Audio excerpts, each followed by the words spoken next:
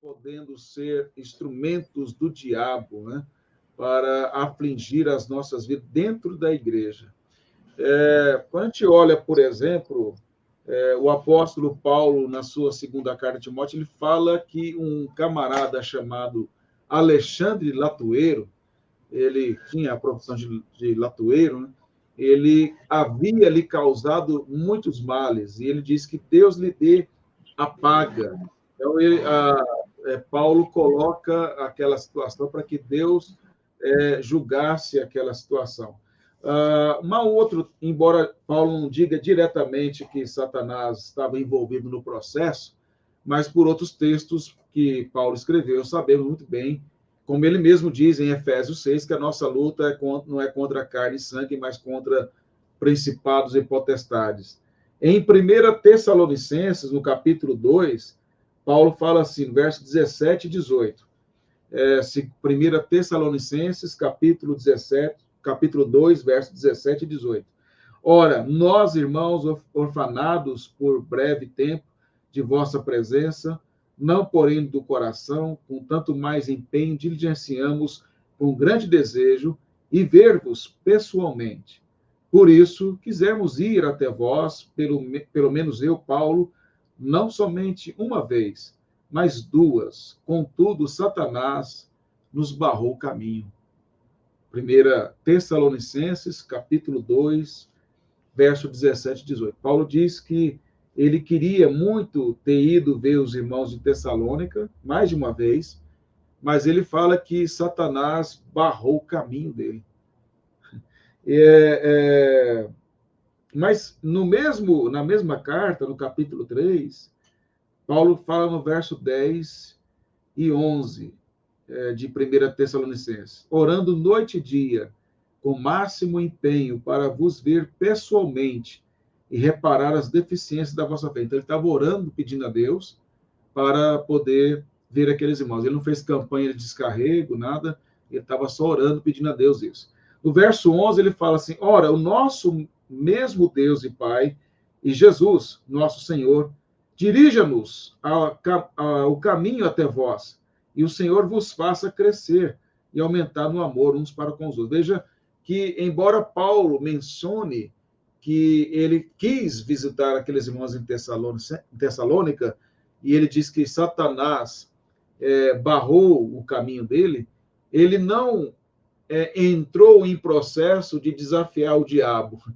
Ele orou a Deus, que controla o diabo, para que o Senhor preparasse o caminho dele de ver os irmãos. Veja, é aquilo que o reverendo Rony estava falando do reverendo Sandoval, né? Esse caso aí, que é um caso bem prático. O diabo, como o Rony colocou, hoje irmã, né, na época era ímpia, era mãe de santo,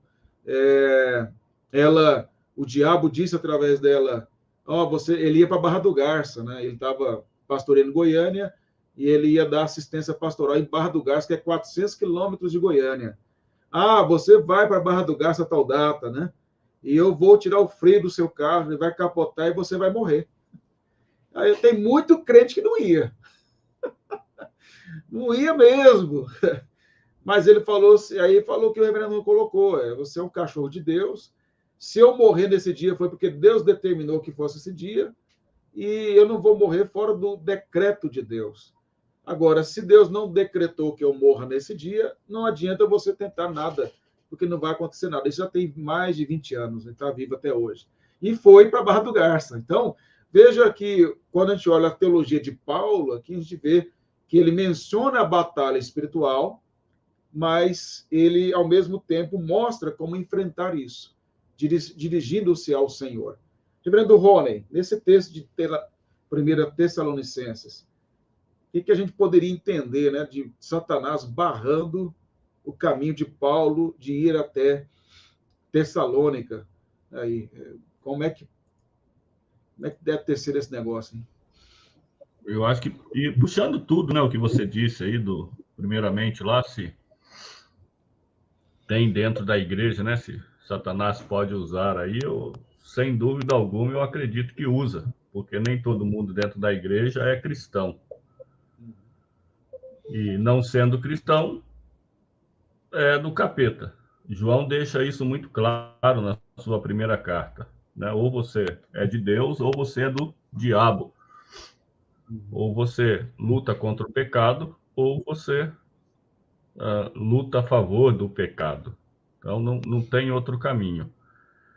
E quanto ao diabo tentar impedir, e é interessante que se a gente olhar para a vida de Paulo, o diabo aí faz papel contrário agora, né, em Tessalonicenses, né?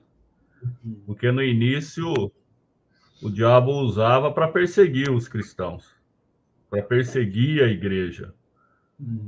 E agora o diabo está agindo de alguma forma e lá impedindo com que Paulo chegasse, né? E sem dúvida alguma puxando aí a propósito de Deus também por alguma razão, para que Paulo não voltasse a Tessalônica.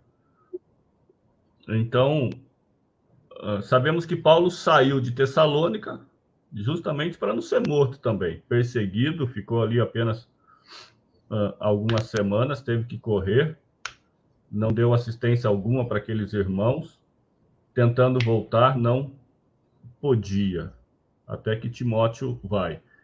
Então, por que eu acho que ali não era só Satanás, e sim, de alguma forma, embora não sei como explicar aqui, plano de Deus também, não apenas falando de uma forma geral, Deus está por cima de todas as coisas, ele é soberano. Porque o mesmo diabo não consegue depois impedir Timóteo de chegar lá, de ver como a igreja está, de levar as palavras de Paulo à igreja, de levar o conforto e, consequentemente, trazer o conforto ao apóstolo Paulo, mostrar que aqueles irmãos estavam firmes, aqueles irmãos estavam testemunhando, que vai gerar toda esta carta, né, de Paulo elogiando a fé e, consequentemente. Então, por alguma razão, Paulo, de fato, ali foi impedido. E acredito eu, por meio da perseguição e outras questões aí. Mas, ao mesmo tempo, porque Deus assim o permitiu. Como eu disse, porque se a força maior estivesse com Satanás, independente da vontade de Deus, Timóteo também não iria. Porque por qual razão o diabo não permitiria que Paulo lá chegasse e Timóteo sim? E, ao mesmo tempo, se Satanás tem todo este poder, então nós estamos lascados, né? Ele poderia impedir que o evangelho tivesse chegado até nós. E, consequentemente, a partir de nós aí a outras... E aí, então, só uma adenda que você está colocando aí, né? Jesus fala, toda autoridade me foi dada no céu e na terra. Ou seja, a grande comissão vai cumprir a vontade de Cristo, porque ele tem toda a autoridade no céu e na terra, para que a igreja cumpra. Ou seja, não há nada que... É aquilo que ele falou, que as portas do inferno não podem prevalecer contra a minha igreja, que ele vai edificar. Pode continuar, irmão. E não só para finalizar, e é o que na sua linha aí, é lembrado de João, né? Quando João tem a visão dos céus lá em Apocalipse, quando é dito que ninguém podia abrir o livro lá, que traria justamente a visão, o esclarecimento do plano redentor de Deus, aí a revelação, João fica em desespero, chora. E aí, quando o anjo diz, não, tem alguém sim, e volta aí na questão da autoridade, ele é Jesus. E aí passa mostrando a vitória do evangelho e em cima de toda essa questão. E o que eu volto aí novamente a pontuar, o que o irmão já disse, é justamente a questão de nós não vermos em nenhum desses casos claros, em certo sentido, da ação de Satanás, porque é sem dúvida, mas debaixo da permissão de Deus, vendo os servos de Deus agindo como nós encontramos os pastores na igreja hoje, repreendendo as suas próprias vidas, repreendendo Satanás, marcando o território, né? Paulo poderia chamar Timóteo para marcar o território em Tessalônica lá para expulsar o demônio, que é o que a gente vê hoje aí, algumas pessoas falando, né? Fazendo, Então a gente não vê isso, não vê no espinho da carne, Paulo repreendendo, ao contrário.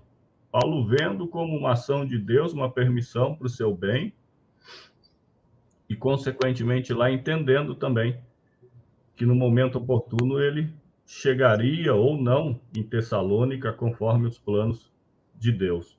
Então, aquilo que o Marcos falou, e o Marcos ou o senhor, não sei, o diabo é, sem dúvida, o diabo de Deus também. Não tem como negar isso, né?